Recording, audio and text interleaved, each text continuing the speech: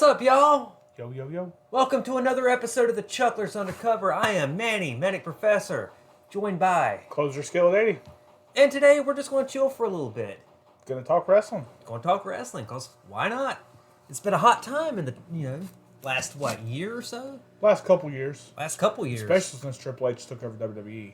Yeah, we're going to talk about a lot of that. And plus, we're going to talk about a little bit about our own thing that we used to do back when we were dipshit teenagers. We're dipshit adults. Full disclosure, I meant to have a video that we were going to play. It was one of our old matches. It was me versus him from like 15, 16 years old ago. somewhere. It was a long time ago. Long fucking time ago.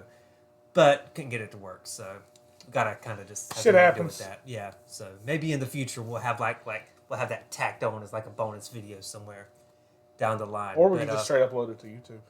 Well, that's kind of what I meant, but yeah. Well, I didn't know. Well, I didn't Fuck either. you. Fuck you too, buddy. Fuck you very much. So yeah, I mean, okay, so the last episode that we did of the Chucklers Undercover, which was about 6 weeks ago, something like roughly. that. Roughly. A little over a month ago, is far and away the most successful thing that we've ever put out. Like, we got views out the ass. I mean, kind of not that many views. Hey, but for us, it was views out the ass. Yeah, straight up. So, like, thank y'all for all of that. And Nope. so, we're going to do something a little bit different from this one. We're going to do segments. Okay? We got segment number 1. Okay? What it is. The look on your face. It horrifies children.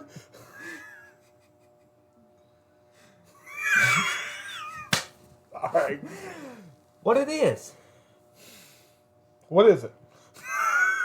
I'm asking you, homie, what it is. What's up? That ceiling. You said this the last time. That clock right there is up. Set to the wrong time. It's broken. Then why is it up if it's not set to the wrong... Ask the grumpy. Okay, I'm not. Yeah, so like... Oh, wait, hey, hang on. Oh, shit, we're doing this again. Ad break ends in 1 minute and 38 seconds. Dude, it's like history's repeating itself. We went through the same shit We didn't pay attention. last month. Okay, so this motherfucker, it was his idea because he saw it come up on the thing on our screen here. Hey, why don't you fucking do? Or why don't you snooze it? Snoozed it. Then it was like fucking 5 7 extra minutes. Yeah, and then we Yeah. forgot about it. Yeah. So now It's all his fault. it's his fault. It's his fault. No, it's his fault. It's his fault. We'll be So back. what's up, dude? We'll be back from the ad soon, and then the rest of Twitch can see I us. don't give a fuck about the ads. What's up? You never answered what it is. Another day in paradise. Yeah. Had to get a new car this week. Yay!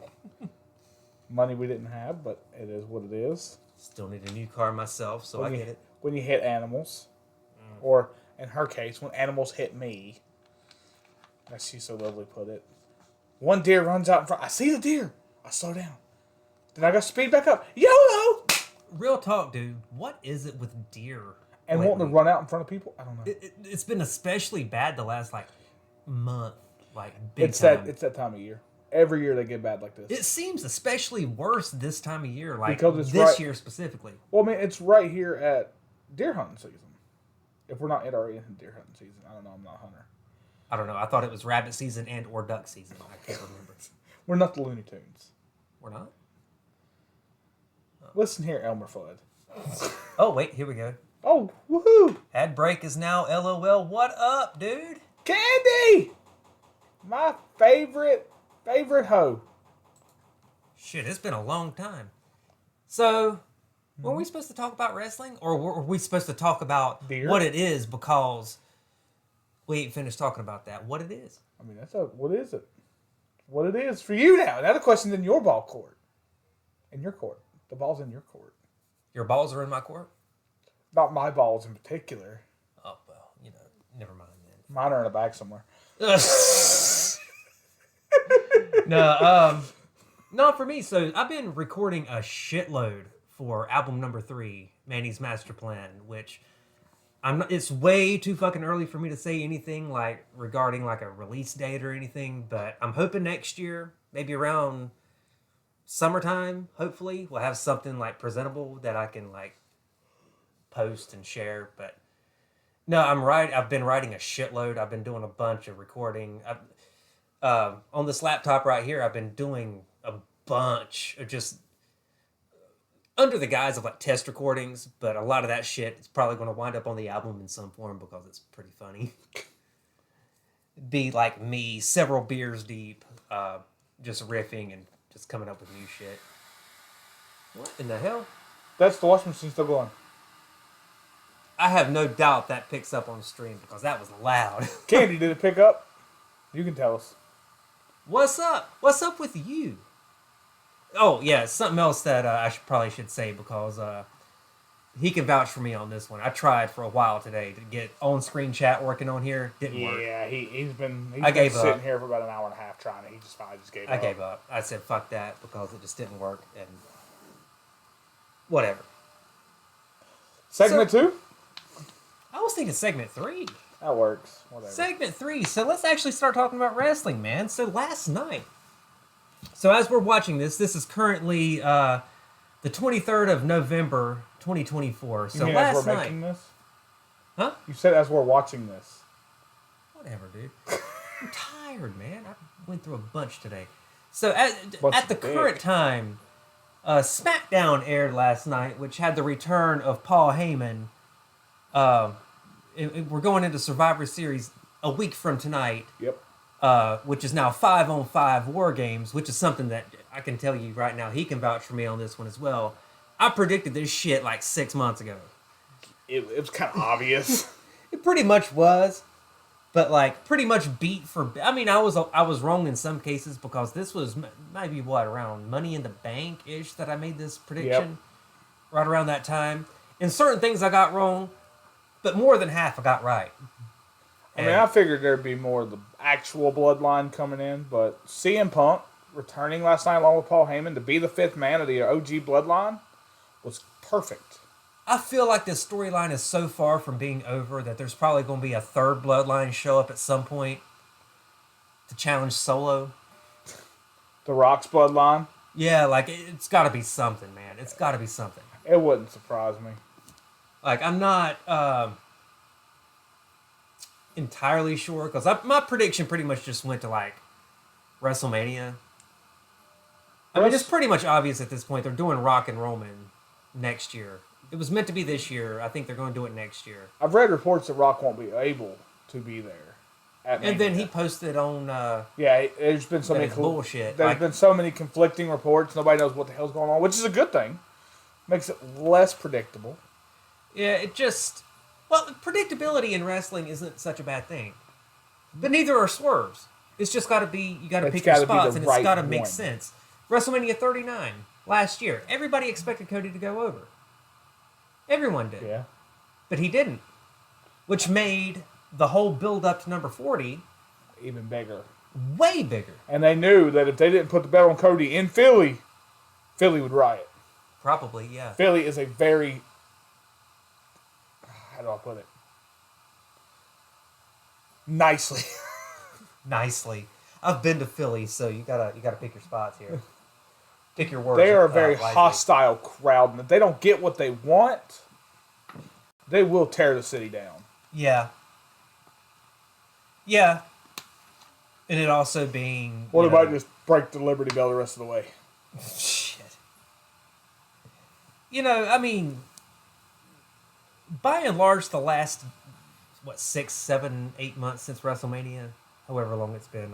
April to now. Yeah, so... Been about 7 months. 7 months. So, in the past 7 months, it actually hasn't sucked. No, it actually has. Wrestling's on an uptick finally after I know. 12, 13 years of being down. Thanks, 12, 13 years? Try like 21 years. Thanks, Vince. Yeah, it's been a minute since I've personally been excited for We needed you to go away. I mean, there was a couple good ones, like Randy Orton's heel run when him and Cena were going at it back in like 09. We're going back, yeah. Well, we just talked about this before we started about I missed several years there in the middle. Like, there was a really, really good heel turn that's really fun to go back and watch with Randy Orton. when him and Cena were going at it.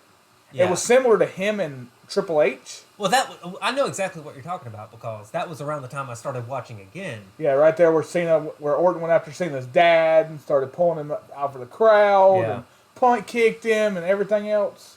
Yeah, it was. That was a seriously good run by Orton. Well, that whole time period is pretty much nostalgic for me, aside from like the guest host bullshit on Raw. I don't think anybody really except when that. Hugh Jackman, I think he broke Dolph Ziggler's nose or broke his jaw when he punched him. I for one can't wait for Summerfest. Summerfest? Oh, was it Jeremy Piven or somebody said Summerfest instead of SummerSlam? Okay. 1 week. Yeah. That's an obscure reference.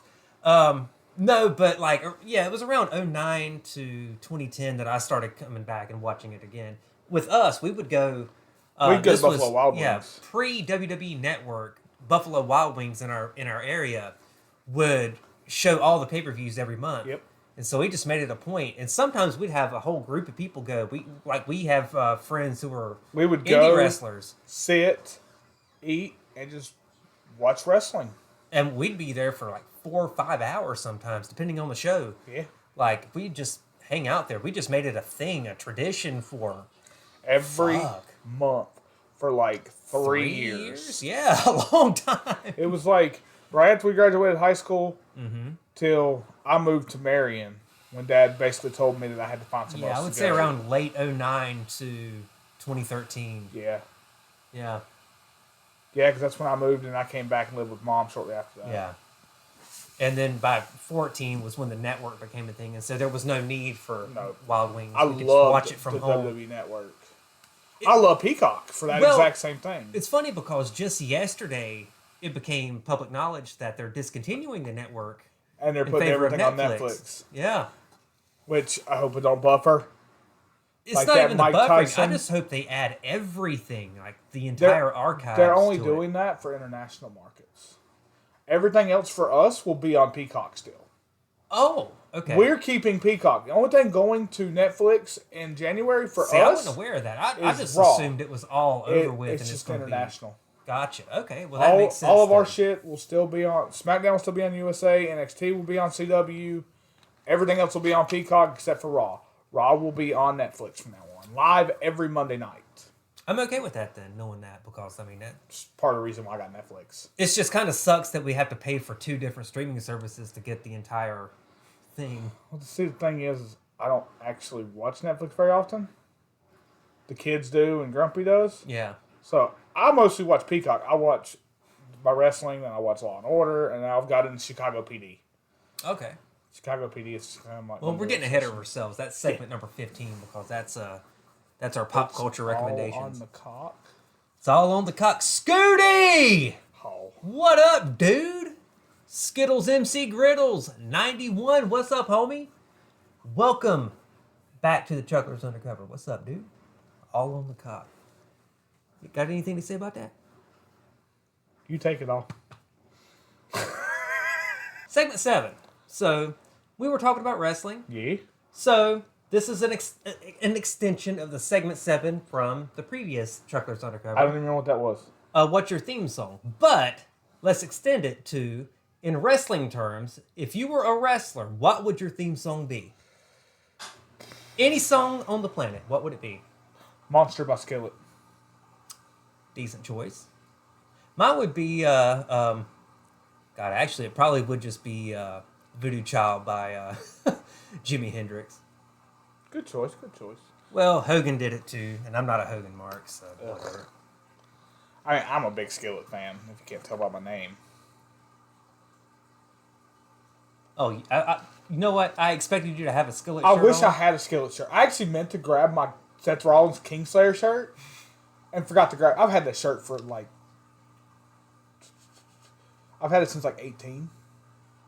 It's back when he had the Seth Rollins. It was the Kingslayer. It said Kingslayer. Yeah, the thing is entirely too big for me now. I bought a 4X back then because of how big I was, and I've lost so 4X? Much damn weight. It swallows me. Last I checked, I was at 260. Shirt size, homie. 2X. That's 2 sizes. That's pretty good. And I can fit into a size 40 pants. for the first time since high school. 40. Hey. Shit, I never went over 36. I used to be in a 46. See, I don't remember this shit. Like, it seems to me, and this is just like as an observer, as somebody that's known you fucking 20 years, like real talk, you've pretty much stayed the same basic shape. I was really fucking skinny when me and Pinky were going at it. Oh no, I'm talking like since like graduation. Oh yeah, since graduation when I blew up, yeah, stayed the same. We really, man, we gotta like dedicate an entire episode of just talking about the backyard wrestling thing. Oh my god, I've alluded to it in previous streams a long time ago, like back in the past. But fucking like real talk. The backyard wrestling thing, it started off as just a weird, fun thing to do. And it blew up. We started doing it more and more and more. And we actually have the recordings. Yeah, pretty much every recording still exists of that. Some footage doesn't exist anymore, thank God. Do you want to go ahead and tell the story of Block Party? Block Party. Pinky? The baseball bat? Mm-hmm. Oh, God. Okay. Go ahead. You start this one. I'm going to cut straight to the chase. It started off as a three-way. And if you don't know what that means, it's a triple threat. Same. It's not the gay kind. It's not gay if it's in a three-way. If there's a honey in the middle, there's some leeway. Anyways. Basically, it came down to just me and Pinky. Not going to use his real name. Just going to go with that name. We can say his first name's Tyler. We'll just go there. I wasn't even going to go there. But I will. Anyways, we're sitting there, and we're doing our backyard wrestling shit. We're going at it.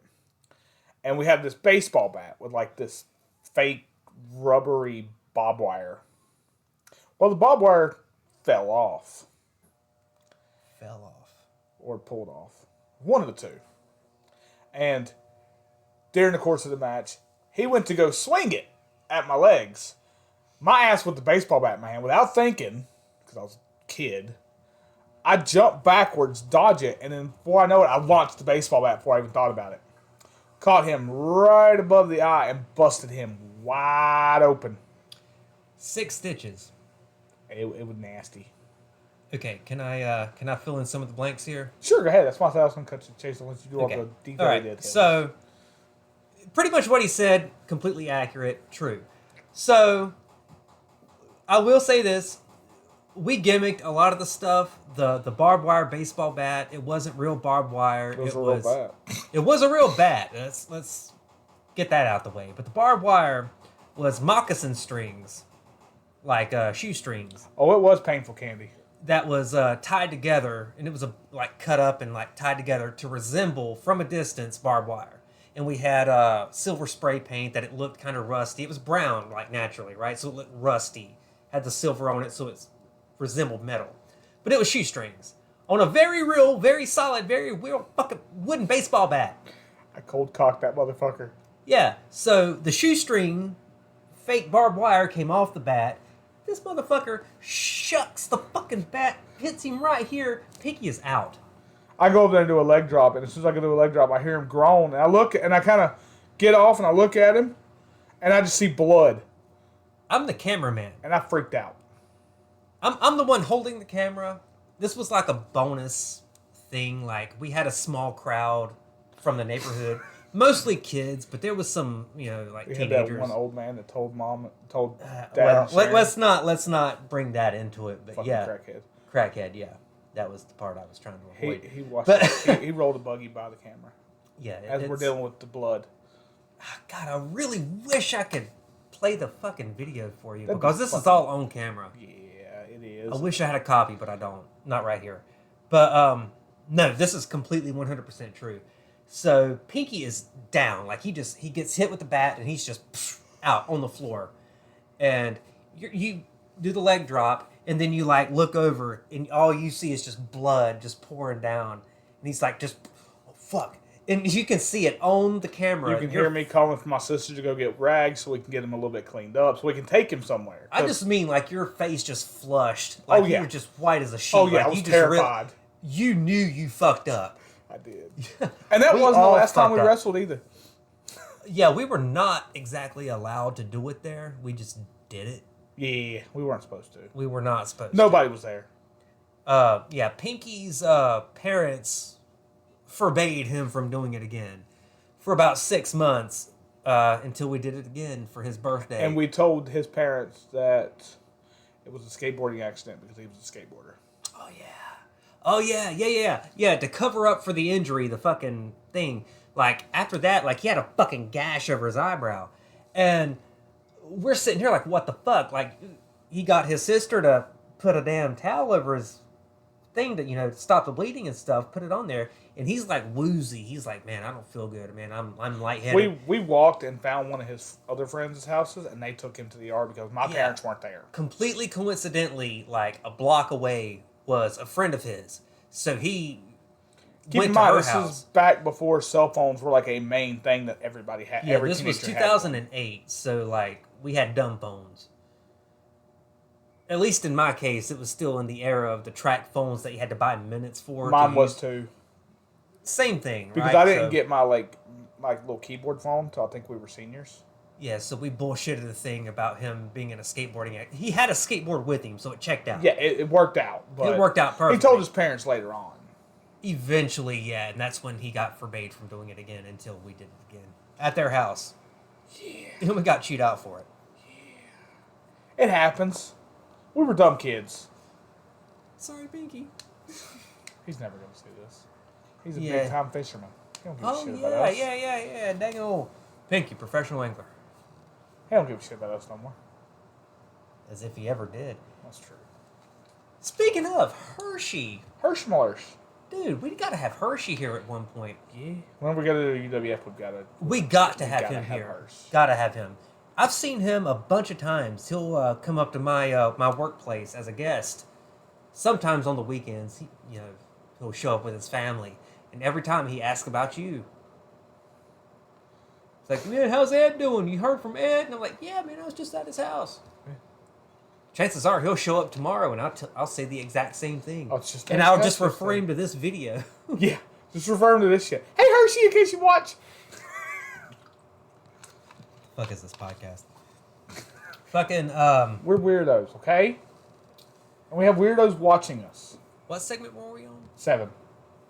Was that 7 or was that 9? I don't know. Segment 14. Segment 14. We What should be- segment 14? We should be fucking bookers. We should be fucking bookers.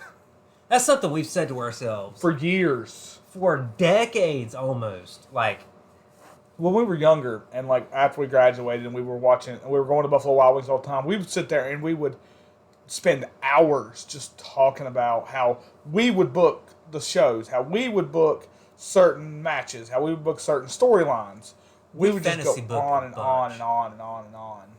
and it just became a thing to where a lot of, like we just said like earlier about our fantasy predictions would be Stuff that would actually end up coming true. yeah, like big time. Like And we so- would just be bullshitting, and then, we called it. yeah, so to the point to where we were just like, dude, we should be fucking bookers. Let's just go to Stamford, Connecticut, and just apply to WWE. We never did, obviously. never going to. No, I mean, I Not moving can't. to fucking Connecticut. Fuck that. I can't leave my kid. That's something else that I've actually I've been there. I'm not itching to go back. Oh, God, that bad? The whole Northeast. Outside of Exactly, being yeah. down in South Kakalaki and North Kakalaki and a little bit in Tennessee, I've never really left the state. Don't say Kakalaki, man. Kakalaki! Kakalaki sucks, man. Nobody here actually says Kakalaki except for you. I've heard it. From here? Where? Random people. Random people. Where? Work. Work? Mexicans. Oh, so people not from North Carolina. Oh, they're in North Carolina now. But nobody actually from here Okay, says North Kakalaki. Carolinians. That one I've heard a lot. Better, but even that sounds weird. Your face is weird. Your face is weird, I fucker. know, thank you. I know, thank you. Fucko? Fuckhead. There's a lot of fucks in here. But anyways, back to the Booker part. Yeah. Like, with the whole Bloodline storyline, I think I would have brought in one of the other members. Like, God, what was his name? I just was reading about him the other day. Zilla is what I want to say his name is. He's another one of Rikishi's kids. Because Rikishi has like 80 of them. 80? He has a bunch of sons. I think one of them don't wrestle, but most of them do. I think his name's Zilla Fatu. I kept waiting on him to come into the WWE. I didn't know about him until the other day. He was one of the rumored people coming in to join the Bloodlines. Yeah. I was like, oh. Now, Rikishi's got yet another fucking son.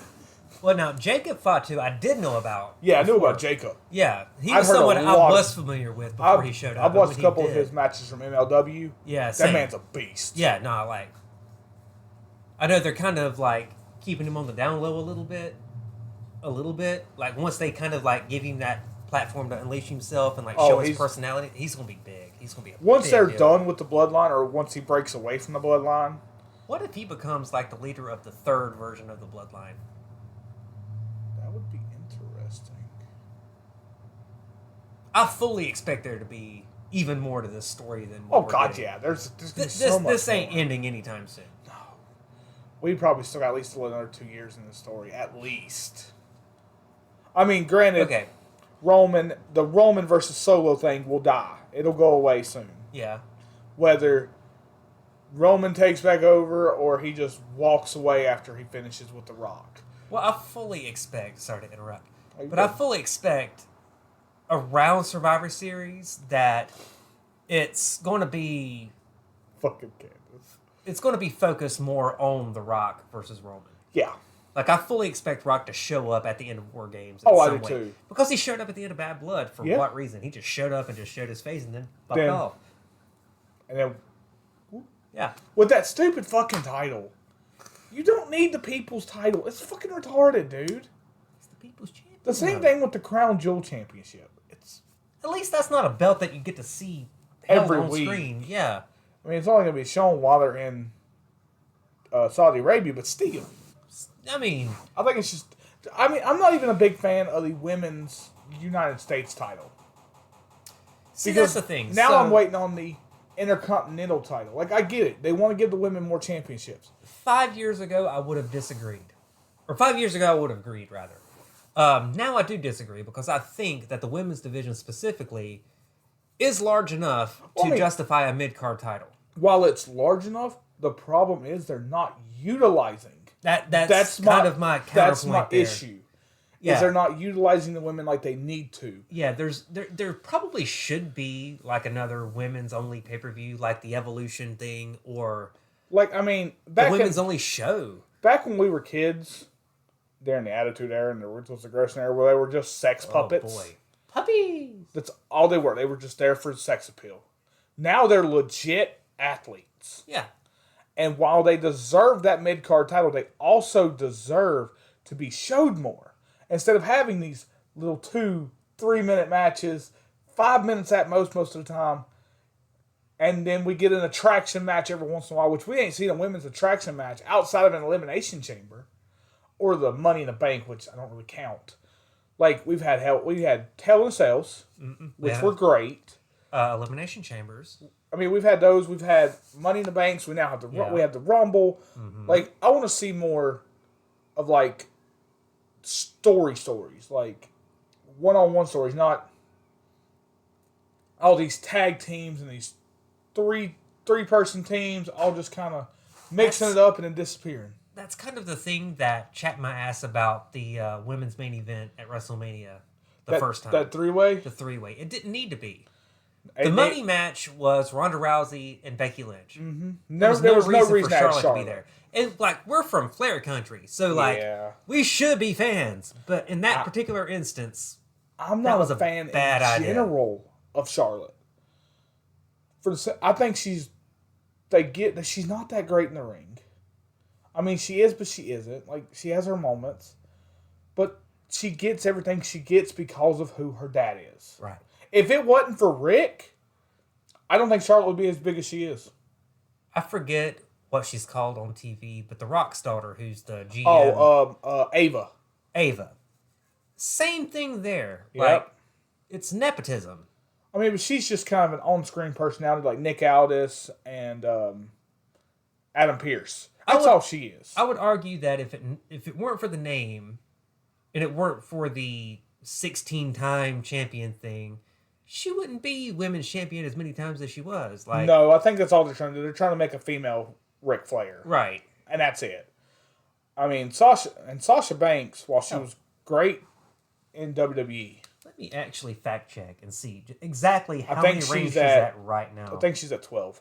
12? I'm pretty sure. That's way more than I But expected. like Sasha Banks as Mercedes Moné, I watch AEW every week.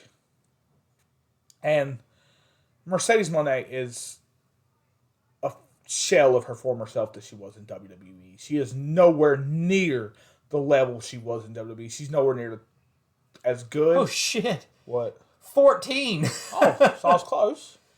Oh, my God. That's like twice as many as I expected. I expected like 7 to 8. Tops. But Mercedes Moné, she's killing her bodyguard. Her name's escaping me right now. But the woman's a brick shithouse. She's a big woman. She is the Brock Lesnar of women with her look. I'm afraid I have no idea who you're talking about. If I could think of her damn name, I could have you look it up.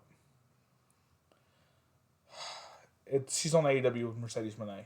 I mean, yeah, I get. Yeah. I'm not an AEW. I can't think of her damn fanatic. name right now. Because I know Bully Ray on Sirius XM radio, every time he talks about AEW, he's on Busted Open, he talks about her. And he hates how they're using her. She should be just walking in there, wrecking people, and walking out. She should be protected. But this past Wednesday, they had her go in the ring with her arm in a sling and try to swing at 2 different women. And I was like, what the fuck are you doing? She can't. She only has one arm. You gonna expect her to try to swing at 2 different women with one arm? Is she legitimately injured? I don't think so. I think it was one of those storyline injuries. Uh-huh. I'm looking it I up. was Hang on. about to say, if you can give me like a face, I could probably pop her name right into my head. Well, I haven't got that far yet. But another thing that drives me crazy about AEW right now, it's the whole Jon Moxley storyline. While I love the Death Riders, I love the way Jon Moxley has gone full heel mode. Why are you going after mid-carders? Is that it? Yes, Camille.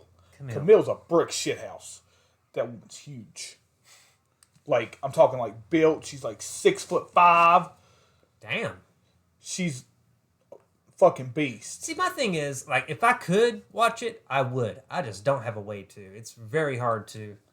But Jon Moxley and the Death Riders. Jon Moxley won the AEW title last month at Wrestle Dream from Daniel Bryan, effectively retiring him from in-ring competition. But all he's been doing is going after mid-carders. Orange Cassidy. Trying to remember the brother that's not dead. Mark Briscoe. Mark Briscoe. Yeah. And their group, the conglomeration. That's all he's been doing, has been attacking them boys.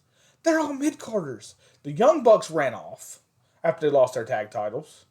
They're going to be off TV for a while. Jack Perry's doing fucking amazing with what he's doing. He's the scapegoat. I was about to say, is he still doing that? Yeah, and he's doing great. I love watching Jack Perry work. Yeah. He is a legit storyteller. Another one's doing really good in AEW, but I'm still not.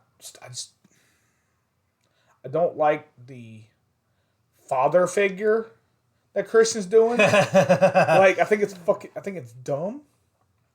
I think it's the best thing he's done in a long time. I mean, since Captain Charisma. It's good, like, as long as like his story goes, but it's just kind of, your father's dead every fucking week. And I'm just like, dude, I get it. I mean, he attacked Taz, which Taz needed a legit surgery, so they wrote him off TV by doing that, which made Hook want to fight him. I was about to say. So now Hook's trying to fight him, and then you got Kip Sabian's returned, which I didn't think I'd ever see him again because he's been off the grid for so long. Yeah. He's now with the Patriarchy. You got that, I think he's like 20, 21, and his mom. And Christian's like playing like that's his wife or some shit. I don't even know anymore. Makes total sense to me. One of the groups that I really enjoy, though, in AEW, and I've always enjoyed them, is the House of Black. Buddy Murphy. Yeah. Buddy Murphy. Aleister Black, Brody King. Amazing. All three of them. Brody King's a big boy. I'd be scared to get in the ring with that big motherfucker. He would scare me in general. Him and Aleister Black both. But when are we going to get the counterpart, the White House? Oh my God. Which takes me to my next story. About a year ago, this is on WWE 2K23.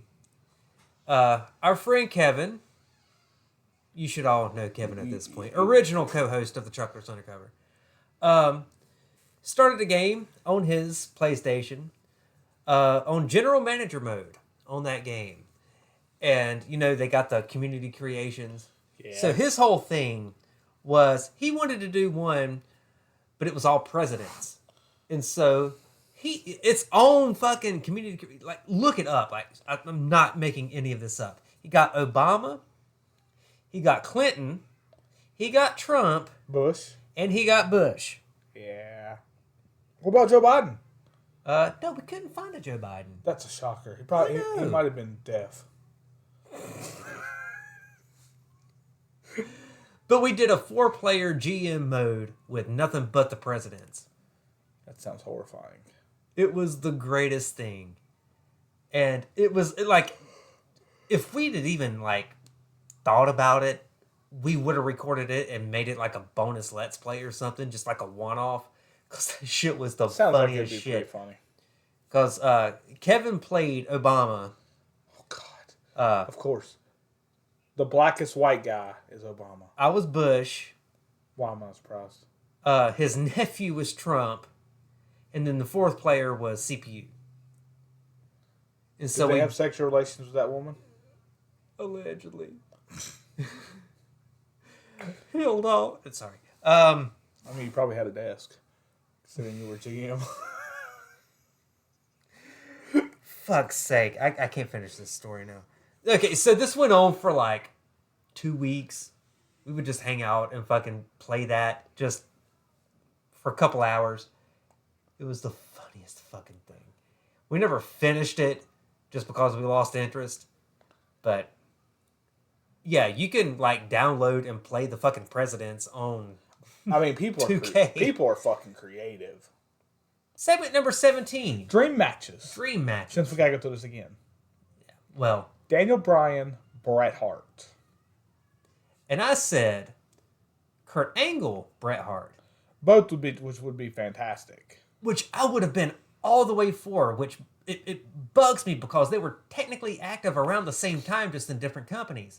And, like, Bret got injured, but Kurt Angle, that whole first year that he had was one of the best ever. Another one that I would like to see, that we'll never get to see probably, because I think Kenny Omega's done. Oh, really? After his diverticulitis, I think he's done. I'm not familiar, but okay. You mean, you know what that is, though, right? Yes, Yeah. of course. He's had it, and that's why he's been gone from AEW. But I'd like to see Kenny Omega versus a heel, 2009, 2010 heel Randy Orton. That would be good. I know a lot of people would probably pick John Cena to be in their dream matches, but I'm not really a big fan of Cena. Like, I like him. You know, we're going into Cena's last year. 2025, he's already said he's done. What are, just an extension of Some of the dream matches we'd like to see with Cena? We'll call this segment 18. What would you book Cena's last year to be? Main events, like major events. Rumble, of course, he's in. We've confirmed that. Yeah. Elimination Chamber, he says he's in. WrestleMania. I think he's going to be at all the pay-per-views. I don't think he'll be at all of them. He'll be at one of the big ones, especially. But SummerSlam, I could see. And, of course, one of the December, biggest I think, matches is I want to last one. see is him and Gunther. That I could see that at WrestleMania. Real talk. I actually could see that. But the only thing is, I don't want him to take the belt off of Gunther if Doesn't Gunther need to. makes it. Because at Survivor Series, he's got Damian Priest. And I think Damian Priest could shock everybody and take it off from him, if only for a short while for Gunther to get it right back. I don't know. I'd 'cause say I don't- Saturday night's main event. I don't think he needs to lose the belt so soon. Like, he's kind of known for having really lengthy, really... That's why it would be such... That's why it would give that shock factor. Is it necessary, though? Is anything in WWE ever necessary? Sometimes. Every once in a blue moon. Once in a while, yeah. And I know you like blue moons. I do. Anyways. I really do. Gunther's a dream opponent for Cena. Another CM Punk matchup. A Seth Rollins matchup. I wouldn't even be opposed to a Roman and Cena. We've already had that once. Well, yeah, but back then... No, this was just a couple years ago. I know. I'm just saying it's different circumstances now because we're dealing with I also wouldn't redeemed. Mind seeing Cody and Cena. I could see that too. And that be where Cody drops it. As much as I don't want Cena to get that last run, as much as I don't think he needs it, I think WWE will do it just to have Cena versus Orton, where Orton gets the 15th title reign. Well, the thing is, like, the real record, they like to say Flair is the 16-time champion. The real record's like way over 21. Yeah. Yeah, like, I think it's 21. Like, really, I mean, him winning number 17, all it would be was just to set him apart. Set him apart and make him the WWE's. Because, I mean, he's been the poster child since he came in. It's been 20 years. As soon as he won that WWE title from JBL at WrestleMania 21, that was all she wrote. Cena became the poster child. Cena became the superhero. He was Superman of WWE. He was unbeatable. And if you did beat him, you lost it back to him within a week. Every single time. Or, God forbid, it go on longer than 2 months. I'm still upset about the whole Brock Lesnar at Extreme Rules that one year when he came back. Oh, God. He was throwing the UFC elbows at Cena's head. And he still lost? Yeah. Super Cena just blows my mind a lot of the times because it just... I don't dislike the guy. That's the thing. Like, I'm kind of a fan of, like, his work as a character, as somebody who's been able to trudge along for as long as he has. Like, I don't think it's such a bad thing, but for him to stay the same character for as long as he was and to play that same role for as long as he was, it made those years drag. It really did. Like, he brought the early 2010s down. And it's not even his fault. It's the way that he was just presented. It was Vince. It was the writers. I mean... That's why this current era, the way it is now... And really more so for the past couple of years, really. And it's funny because the other man that had a reign of terror, Triple H, is now running the show. If you would have told me 10 years ago... If you'd have told me 5 years ago that DX would be running the WWE and NXT and then Raw and SmackDown, I would think you're insane. And that The Rock is part of the board of directors. I would have thought you were insane. Like, there's no way.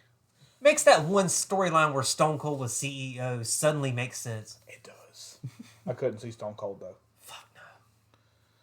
I mean, I kind of could. Oh, wait. No. Ad starts in 9 minutes, 49 seconds. Okay, we got time. Let me dismiss this. We got like 10 minutes. Oh, yeah. Yeah, we got plenty of time. It's okay. It's all right. Ads. Anyways, as what we're saying. Sorry. There's just...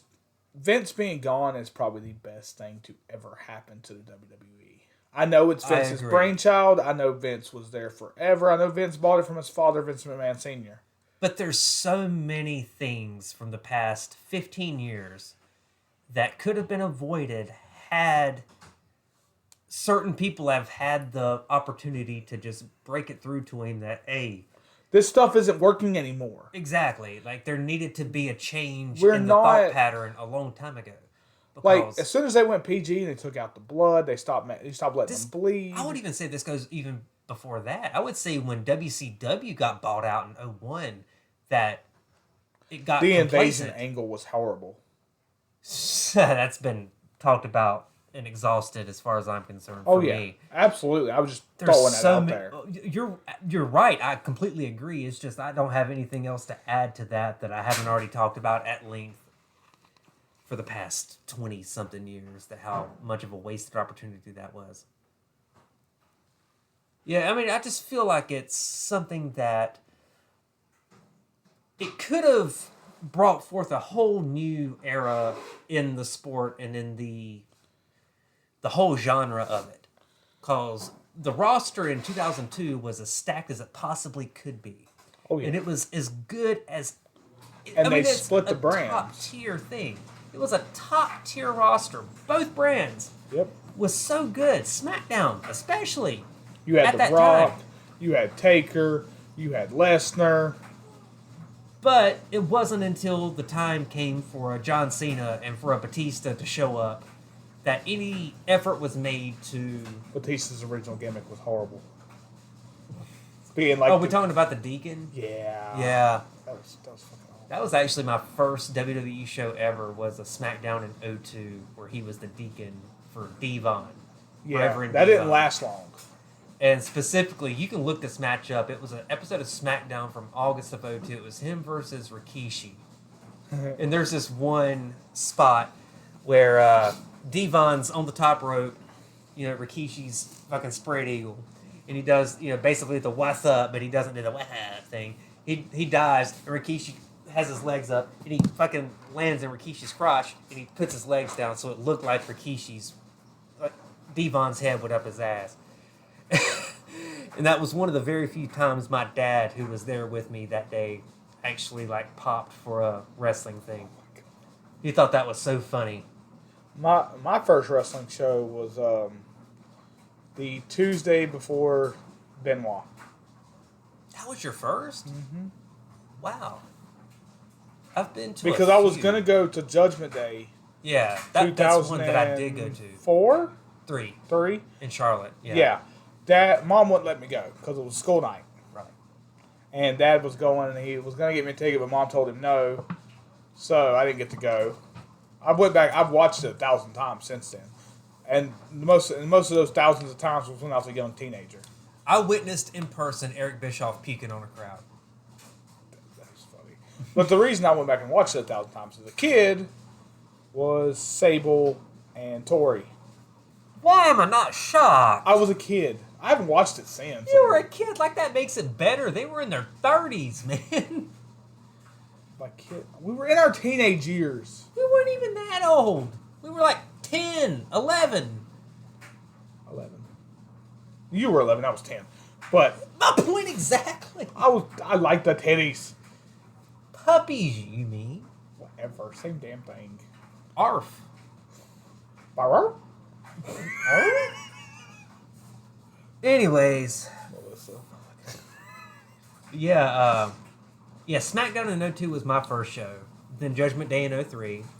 Then a house show in May of 2004 at the Bojangles Coliseum, which I guess I'll talk about a little bit later because I have an experience from that same arena that happened earlier this year. And then Raw, the same place. I went to a Raw at what was Bobcats Arena, which is now Time Warner I Cable. think it's Time Warner. Yeah. Well, it's probably Spectrum now because Time Spectrum, Warner's you're right. gone. You're right. Yeah, you're right. I went to a Raw there. I went that night when I was there. It was the night that Ric Flair got the ultimatum put on him. You lose your next match, you're done. You're retired. And that was 5 months before Shawn Michaels beat him at WrestleMania 26? 24. 24. It was somewhere in there. Yeah, They all start to blend together, you're right. especially as we get older. Don't remind me. We technically saw Edge's last match before he retired in 2011. That SmackDown we went to. Yeah, because he was part of the dark. He didn't do anything in the match. He was just on the apron the whole time. It was a 6-man tag. Yeah. And he was there, and like it was the very next week that he announced his retirement and got the haircut. Because that was the night after Mania. Yeah. Well, the Tuesday, after. Yeah. Mania. 2 days after. Yeah. And that was at the Bobcats. Yep, that was a Bobcat Spectrum, whatever you want to call it. Kevin was there too, wasn't he? It was me, you, Fussell, and Dad. Yeah. So yeah, that sounds right. Before Dad decided to fuck off. Yeah. Yeah. So that was my 5th show. Was that we just talked about SmackDown in 11, and then number 6 was an NXT house show in 2016. I've never been to an NXT show. That was super fun. It was. They look like they would be. I wanted to go last year when they had Vengeance Day in Charlotte, Yeah. but I couldn't. I really wanted to go to Starrcade in Greensboro when they did that a couple years back. Yeah. But yeah, that wasn't going to happen. But yeah, no, this particular one, it was myself, Kevin, and his brother Charlie. It was three of us, and it was in Concord, which is on the other side of Charlotte. Um, yeah, we didn't think much of it. We bought the tickets just thinking it was going to be a fun time. Dude, that was one of the best shows we went to. I know I've also It was went super to fun. a TNA pay-per-view. Cannot for the life of me remember the damn pay-per-view. Oh, you want to talk about that? The liquor symbol? Huh? No. TNA. Oh, God, TNA. God, what can we say about TNA? No, I'm talking about. Okay, so we could have talked about this on the previous Undercover because that happened just after what I'm about to talk about. So, for those who don't know, a hurricane hit North Carolina about 2 months ago. The day that hurricane hit, we were supposed to go to Spartanburg to see TNA. Yeah. We had the tickets bought. We had the plans in place. Hurricane hits, they rescheduled the show. And then they had to cancel it. Yeah, it just outright got canceled. I mean, they didn't have a choice at that point. Nowhere had fucking power. Well, nobody expected the hurricane to be as bad as it was. Nobody expected anything. No. We expected a little bit of rain. Anyways, yeah, we were supposed that weekend. We were supposed to go see TNA, and I'm pissed about that. And I hope they reschedule because I really want to go, and I hope it's not going to be like on a day that we can't go. Because I'm going to be pissed. They went to Fayetteville. Well, that was the thing because when they rescheduled it originally, it was a day that we could not go. Yeah, I couldn't go on a Monday. Like it just wasn't going to happen. So we just got a refund, and that was it. And then they outright canceled it, and they just moved on with their show dates, and they ain't been back. Yeah, and that was 2 months ago now. Yeah, they need to come back. Yeah, they do. I really wanted to see Jeff Hardy. I wanted to, say his name. And, yeah, he appeared. Kind of took the wind out of my fucking sails. Homie. Good. Sink that boat. Why would you want to sink that boat? I believe. I'm on a boat, motherfucker. Don't you ever forget. I fucked the mermaid. Todd fucked the mermaid. Well. What segment are we on again? We just did 18. 18. 32. Okay, what segment 32? I don't know yet. I ain't got that far. I was just coming up with a random number. You gotta be the co-host, man. You're top billing, homie. You're right there. I'm always top billing. Well, yeah. So you should know segments. Top 5 wrestlers. Top 5. Oh. Could we just call this Mount Rushmore? Sure, go for it. Mount Rushmore. This is everybody's Mount Rushmore. Like, I feel like this is everybody's thing. So, Stone Cold, Shawn Michaels, Stone Cold with Shawn Michaels. I'd put The Undertaker in there. And Bret Hart. Those are my 4. Mine are going to be from all different eras. Because I don't have... Like, I've thought about this all week trying to come up with exactly who I want to come up with. Mm-hmm. And I'm not going to go with everybody else's. I'm not going to go with the normal bullshits, the Ric Flairs, the Hogans, the... See, I kind of want to say Flair, but at the same time... See, mine's going to go from all different eras. Yeah. Randy Orton. Kenny Omega. Yeah. Chris Jericho. Okay. I mean, if I had... There's one name that I'm surprised you haven't said yet. I don't put Jeff Hardy on there. Really? I love Jeff Hardy, but I don't put him on there. He's not on there, and I can give you the reason why. Why? There's been so many issues with him through the years. From drug use to alcoholism to getting behind the wheel of cars. It's tainted his legacy for me. The same thing could be said about a lot of other people that are on my list. Oh, I know. That's just what is tainted for me with Jeff. That's the only reason Jeff's not on there. Okay, so... But my 4th? Just a serious question. Would you say the same thing had Victory Road 2011 not happened? No. That's what killed it. I see. That moment right there still haunts Jeff Hardy to this day. As it should. Yeah, I mean... But I kind of feel like... Yeah, I mean, there's been some slip-ups in recent years, but I kind of feel like some leeway should be given. I mean, there is, but not enough. People fuck up. But People deserve extra chances. I just can't put him on my Mount Rushmore. My last person shocks me because I know you're such a fucking mark for Jeff Hardy. I am. Ads are in progress, by the way. Oh. Ends in 22 seconds. We've been sitting. At least you two will be able to see it. Fuck it. My last one would definitely have to be the cerebral assassin, Triple H. I would not include Triple H. I would. I really enjoyed his reign of terror. You might be the only one. Looking, like, I didn't enjoy it when it was happening, but, like, since I've actually sat down, especially when I had the network and stuff, when Charlotte was still a baby, I would sit. Welcome back, guys. We just noticed ad break was going on and shit, but we just kept going for YouTube. But anyways, I went back and rewatched a lot of early 2000s, mid 2000s wrestling, Raw, SmackDown, pay-per-views. Triple H put on some hellacious matches back then. Really good matches. The thing, though, and I'm trying to not be shitty about it, is Go ahead, be shitty. No, because, I mean, you're right. He's a great wrestler. He's a great performer. He's a great storyteller. But his matches only stand out when it's with somebody on a caliber that can put on an outstanding match. Yeah, he did good with the Spirit Squad. Him and Michaels both did. Squad. Hey, they carried them motherfuckers on their back. They carried all 5 of them. That's why Triple H's knees kept going out. You make it sound like it was the Spirit Squad that did the heavy lifting there. No, Triple H and Shawn Michaels carried the Spirit Squad. Yeah. There's no doubt in my mind there. Because you had a group of 5 basically nobodies at the time with a gimmick that sucked ass. And nobody got over except for Dolph. And he wasn't even Dolph back then. If nobody... Jesus Christ. I mean, I don't really think that storyline benefited anybody from that group. But I'm just saying, Triple H had some... Like, going back and watching it, I really enjoyed his reign of terror. Mm-hmm. And when it was happening live, I didn't care for it. I get what you're saying, and I kind of agree in some places. There are moments from that reign of terror that do stand out. Cena's reign of terror. Without being a reign of terror. It was a reign of rainbows and sunshine. For fuck's sake, Fruity Pebbles. No, but like... That's where I was going.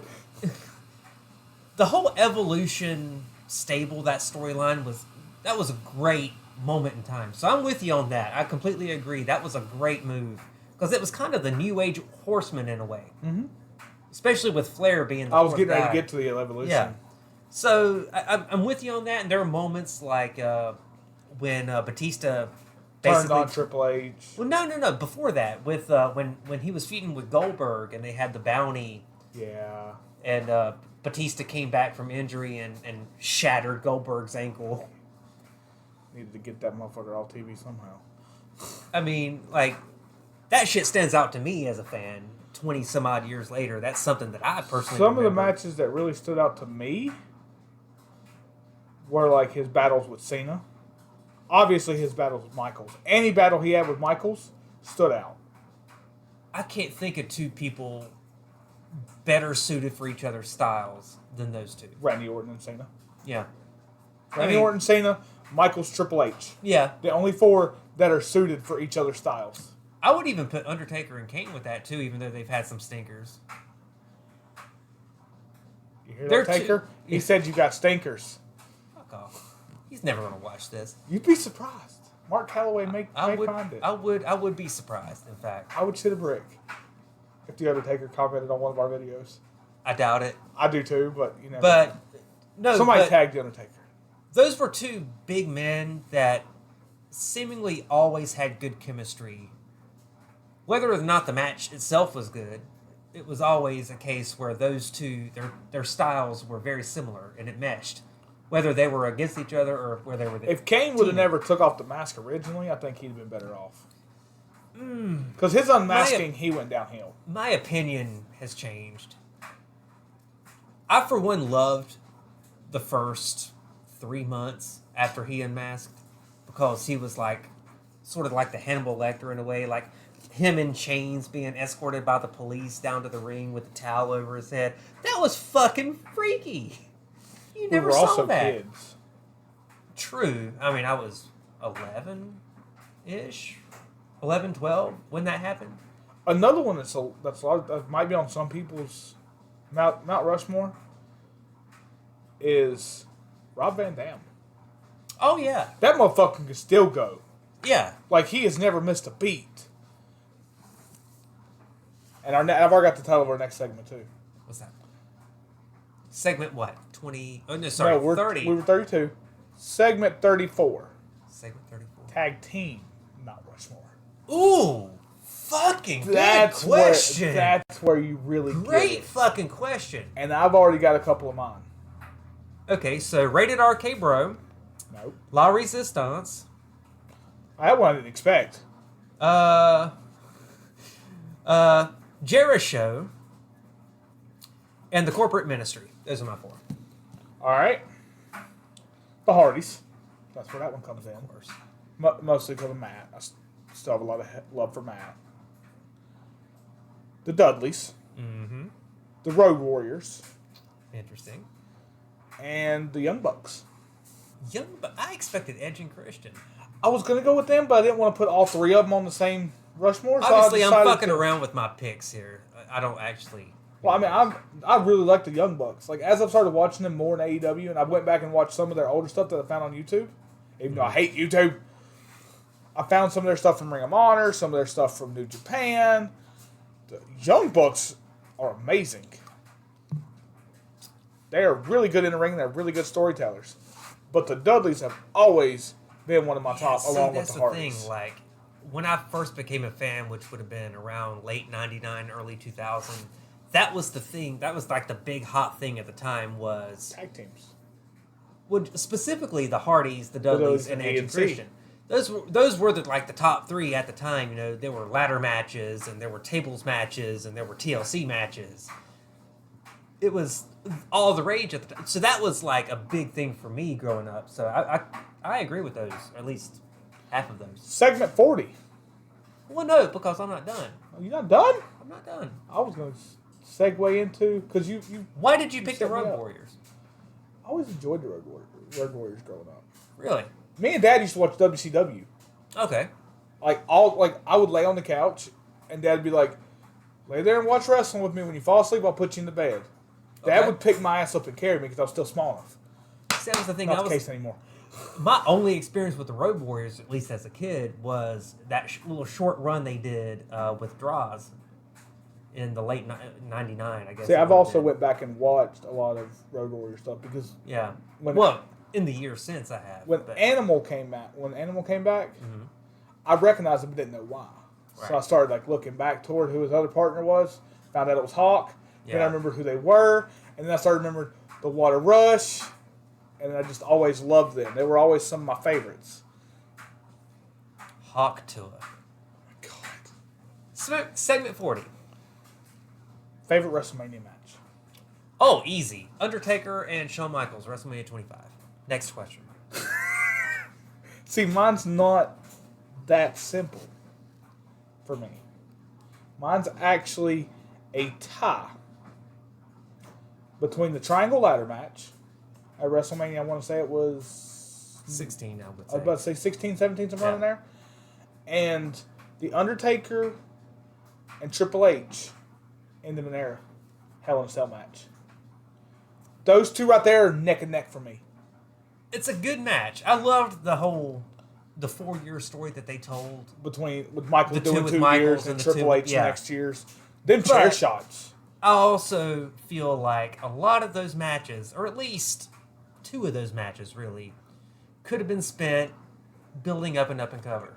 Like, yeah, they did CM Punk, they did Bray Wyatt, they did Brock Lesnar, they did Roman Reigns, they did... Taker really wasn't there, though, to build up more people when it come to Mania. Again, of course, he was a part-timer at that point, so like he was basically on the back end. I mean, he was mostly just there for his streak. Yeah, Because the streak was in full force. he would do 1 match a year at Mania and then piss off until February. It was And- very, very rare you ever saw him on any other show. Well, 2015 I think was the exception because he did do WrestleMania and he did do I think one other show after or around that time. Battleground, I think maybe. I don't remember, I don't remember exactly. either. Yeah, that was 10 years ago. But just about. those are like the two that are neck and neck. But the third one that comes in very, very close is Cena 1. Cena 2 sucked. Cena 1 was really good for me. I really enjoyed it. Twice in a lifetime could have been good. If Rock hadn't got hurt as fast as he did. If the belt was not on the line. That too. The belt did not need to be there. Just CM like it Punk, don't need to be there with Roman and Rock. CM Punk should have been champion going into that WrestleMania. He should have got the main event against... It could have been a triple threat. And it would have been okay. I'd have been okay with that. But for him to lose the title at the Royal Rumble the way he did, just to set up a match that did not need to happen... Just for Cena to win yet another Rumble. Just for the rubber match. That there was no need for that. And I stand by that all these years later. Yeah, I mean... That's why I said Cena 1, fantastic. Cena 2, I haven't seen it in so long, though. I could have done without it. I haven't seen Cena 1 in so long. I can't. I really rewatched remember. it recently. I need Like to. in the last few years, I pulled it up on Peacock because I wanted to watch WrestleMania. And I just happened to pick that one, and I started watching it, and I was like, this match was a lot better than I remember. I'm trying to remember any good WrestleMania matches that have not been mentioned. Obviously, TLC 2 that's on the table. Yeah. WrestleMania 17 as a whole is a Shawn great Michaels, fucking- Ric Flair. That was one I didn't watch live, but I've since gone back and seen. I know one. Mick Foley, Edge, that hardcore match. Oh, fuck! Yeah, you're absolutely right. Yeah. That one where Edge speared him through that flaming table. Yeah. And he got his... And fucking Edge came up, Yeah. convulsing because the fucking arm hair had been burnt off his arm. Good shout, yeah. Trying to think of some other good ones. I mean, there's so many, though. That's the thing. You know, you could go Bret Hart and Austin from 13. Razor Ramon and Shawn Michaels ladder match from, 10? Yeah. Bret and Owen Hart. You could do... Rest in peace. Oh, gosh. Hell in a Cell when Boss Man got hung from the rafters. Thanks to the Brood. Let's see. The first Money in the Bank ladder match. Oh, dude, that's an underrated match. It really is. Like... Ain't that the one where Shelton Benjamin came off the ropes and hopped onto the ladder suddenly? Yeah, that's the one. There's been a lot of great matches in WrestleMania history. Like, a lot. And we could go on and on and on. Segment 53. Favorite women's wrestler. Mount Rushmore of women's wrestlers.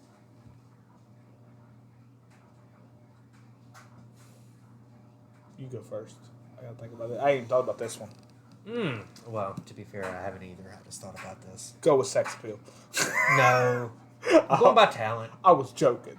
Yeah. If I had to pick, it'd be Trish, Lita, Becky, and AJ Lee. I'd go Lita. Currently, Bayley's a good one. Bayley was... I was there at the end. I was trying to choose between Bayley and AJ.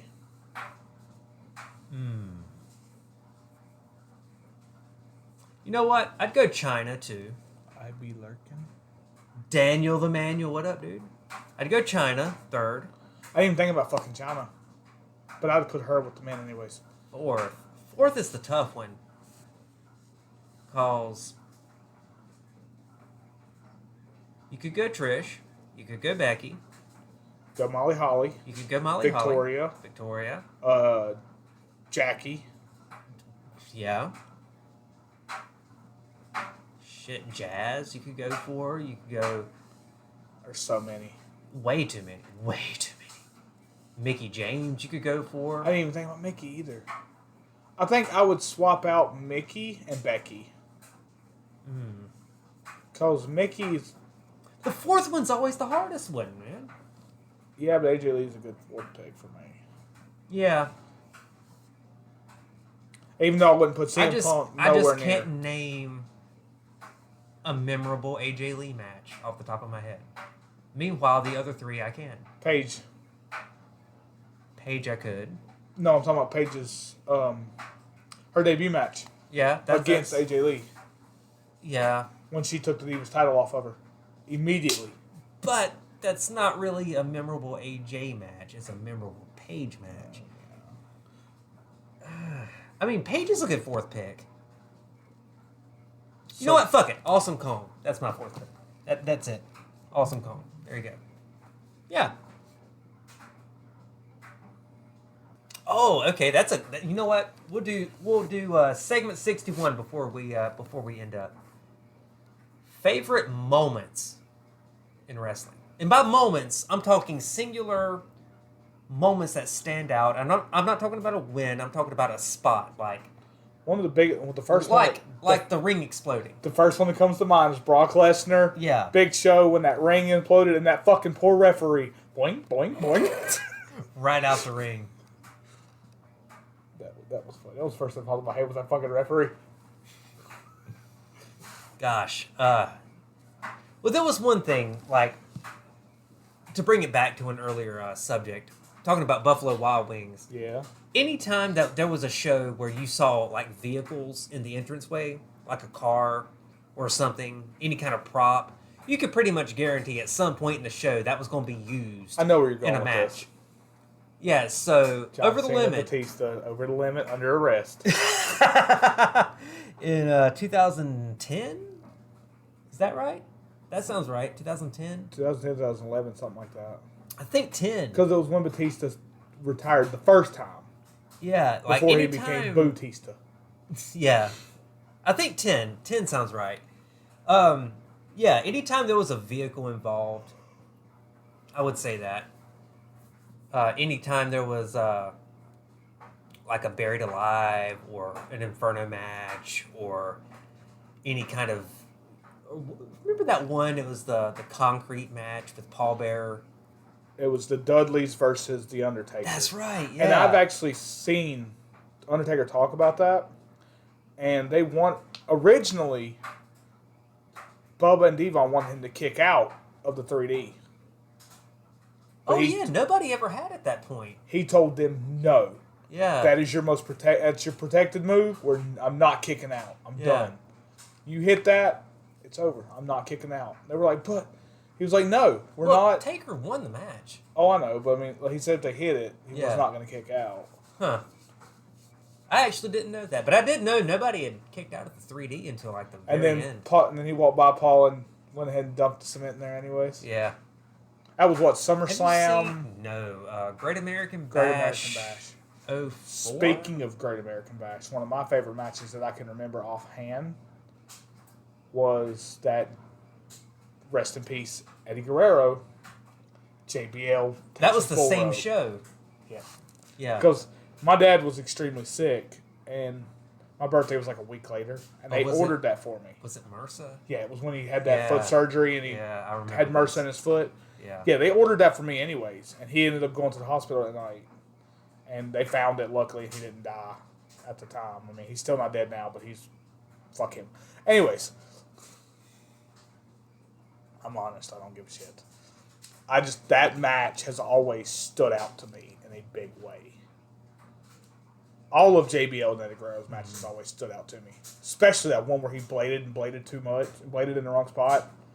And bled like a stuffed pig. That was Judgment Day that same year. Yeah. I think that was a month before or 2 months before. Yeah. It was in May of 2004. Yeah. Because Great American Bash, I think Great American Bash was June. It was July. July. It was like mid-July 05. Yeah, it was a while. 04. Because he died in 05. Right after the I'm Your Poppy storyline. Dude, can we talk about just how much fucking Dominic is killing it right now? Right? Dude, what a breath of fresh air that was. If you'd have told me 5 years ago that dude would be like the most hated person. That actually brings me to the next segment. Segment 63. 63. Best heels in the industry. Past or present. Fuck. Okay, Roddy Piper, for sure. That's first off. You know what? I'd put Triple H in there, too.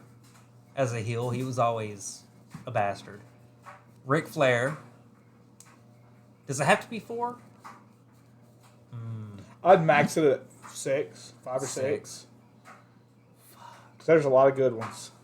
Yeah, because The Rock is a heel. Mm-hmm. You can't. You can't. No, you can't discount that. And the way he would talk down to like the backstage personnel. Yeah. Shit. Randy Orton, probably number 5. And then number 6, as much as it's probably uncouth to talk about it in today's day and age, Vince McMahon himself. I was actually going to go with Vince. Yeah. Vince. The Rock. Sorry, I got an itch right there and it's bothering me. Triple H. Cena's heel run. Orton's. You should have had another one. Oh, yeah. God, yeah. Orton's. And this one I'm surprised. I mean, he never was really a heel per se. But they like had that persona, and that's Bray Wyatt and the Wyatt family. They never really were either or, but they gave more of a heel vibe than they did anything. Especially when he became the Fiend. That was something that I really... That's probably the most tragic thing of the past decade in wrestling. Is the fact that we never got to see the full extent of his Have you seen Bo Dallas recently? Oh, yeah. He looks so much like Bray. Yeah. That's one thing that I'm glad you brought that up, that I'm absolutely glad that his legacy in some way, shape, or form does get to live on from his own family. Honorable mention, though, even though I hated the chicken shit heel style that he put on. Actually, there's two honorable mentions because I just remembered the other one. Seth Rollins. Yeah. When he was the chicken shit. All you had to say was chicken shit, and I knew you were going to say Rollins. The other Rollins. one, I'm going to a whole different company than WWE. And that's TNA. Well, it was Impact at the time. And that's Aces and Eights and Bully Ray. Bully Ray was a damn good heel. Because he's just an asshole just to be an asshole. I feel like he's not really acting either. I feel like he's pretty much just playing himself when he's not. I watch him. I listen to him a lot on Busted Open, on SiriusXM Fight Nation. Cheap plug. Hey, gotta do something. Not a sponsor. No, hell no. I just really enjoy the show. I've been listening to it for years. He is an asshole at all times to his co-hosts, whether it be Mark Henry, Tommy Dreamer, now Nick Nemeth. He wasn't ever a dick to Mickey, but he's definitely a dick to Dave LaGreca. Dear God, he's a dick to Dave LaGreca. But I don't feel like he's playing a character or something. He's just like if you listen to him talk to the fans on Busted Open after dark, like after AEW Dynamite at 10 o'clock, like as soon as it goes off the air, he goes on the air. Not a sponsor. I shouldn't. No, he's not. They're not. But I'm just can't stress that enough. Yeah. Anyways. I listen to him, and he is a dick to some fans. You have no idea how much I just want to be. We don't acknowledge our competitors, pal. They're a radio show. We're a podcast. There's two different things. How so? That one's live on the radio at all times, and this one's going to be recorded. This one's live you go on... fuck yourself. This is live on Tick'em-a-Talk. Tick'em-a-Talk? On Twitchy What Ledge. the fuck is Tick'em-a-Talk? TikTok. No, it's Twatch. Get it right. Ever. Anyways. He's just an asshole in general. That's my second honorable mention. Now Matt can go fuck himself. I didn't realize you learned sign language since the last episode. What else you know? I've been doing that for years. What else you know? Moving along. Segment number 66. Biggest baby faces. John Cena. Good one. As much as I hate to say it, Hogan. In fact, I would actually make an argument for Hogan as biggest heel. Oh yeah. Daniel Bryan. Oh shit. Cody Rhodes. Okay. I mean, and Are we doing 6? I was gonna do 5. Okay. You're on 4. The other one is not gonna be a male. I'm gonna go with Bayley. Interesting. She made an absolutely amazing babyface. The fans loved her. The kids loved her. Yeah, but I was never that big of a fan of the hugger I thing. was. And now I'm a bigger fan now that she's gone back to the face. Yeah, I became a much bigger fan since she did the stuff she's been doing. I'm not a fan of her heel. Her heel run was horrible. I mean, I also really wasn't watching around that time because that was right around like the COVID times, the Thunderdome era. I didn't watch. She turned heel way before that. Well, I know that, but that was like the bulk of it was around that time where I just kind of tuned out. Mid 2015, 2016, whenever she started. Oh, that was way. No, she was. She cut up. She hadn't even debuted on the main roster until like 16, 17. You sure? Yeah. Maybe I am. I just remember she did. I don't remember her cutting it down like. But I remember it was way before COVID when she cut down the hugger things. It might have been 2019, possibly. But anyways, yours? Biggest baby faces? Yeah, Hogan. That's the common one. Yeah, it kind of has to be. Oh, you know what? Not conventionally, but Stone Cold. The Rock. Special baby face. Yeah. Cena's up there. 2015 Roman Reigns. The one that was being forced down her throat. Yeah, the one everyone hated. Yeah. I still hate that Roman Reigns. I like this Roman Reigns. This face Roman Reigns a lot better. Oh yeah, no. Real talk though. Yeah, he needed to be changed. Yeah. All right. What's next? I think it might be time for segment number 69. Oh, not the 69. Nice. Nice. Very nice. It's getting late. We're clearly tired, and we're old. We're old, we're tired, we're hurt, and we work with fucking children. Oh my god. It's time. Nice fucking plug of the shirt. Oh yeah. I bought this specifically for this recording, by the way. Talking about not being a fucking sponsor. They're not a sponsor. Neither is Busted Open, but I still talked about them. Anyways. But yeah, so episode 19 of the Chucklers Undercover, hopefully, will be before Christmas. If not Christmas, around New Year's, around my birthday, early 2025. New Year's would be perfect because I'm off both those days. Yeah, at the latest, I would say. Yeah. So, hopefully, around that time. And will not be a wrestling-centric episode. No. Even though we have filled almost 2 hours Almost just 2 hours. bullshitting about wrestling, which we knew we would do without even thinking about it. Yeah, so I think now would be a pretty good time to wrap it up. Yep. And thanks for those who may have suffered through this as much as they have. And see you next time. See ya. See ya.